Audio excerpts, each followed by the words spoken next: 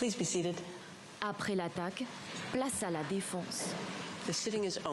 L'audience est ouverte. La Cour se réunit ce matin pour entendre l'État d'Israël. Accusé par l'Afrique du Sud de génocide sur les Palestiniens dans la bande de Gaza, Israël, par la voix de son avocat, a riposté vendredi matin devant la Cour internationale de justice de l'ONU.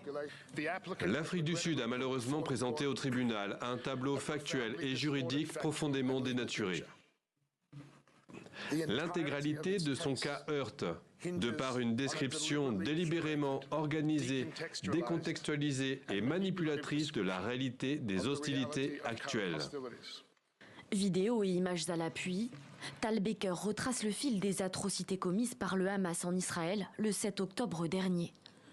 L'avocat de l'État juif qualifie l'offensive israélienne sur la bande de Gaza d'acte de légitime défense contre le Hamas, mais pas contre le peuple palestinien. Ce qu'Israël cherche en opérant à Gaza n'est pas de détruire un peuple, mais de protéger un peuple, son peuple, qui est attaqué sur de multiples fronts. Autre argument avancé par la défense israélienne concernant la gravité du bilan humain à Gaza, celui des dégâts inévitables de la guerre urbaine. Dans un dernier bilan humain, le Hamas fait état de 23 000 Palestiniens tués depuis le 7 octobre.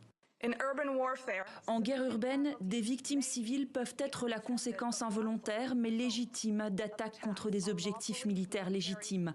Le droit international reconnaît cette réalité. La Cour internationale de justice ne dira pas si Israël commet effectivement un génocide, mais elle pourrait demander d'ici quelques semaines un arrêt de la campagne militaire israélienne à Gaza. Une décision contraignante, bien que la Cour ne dispose d'aucun pouvoir pour la faire appliquer.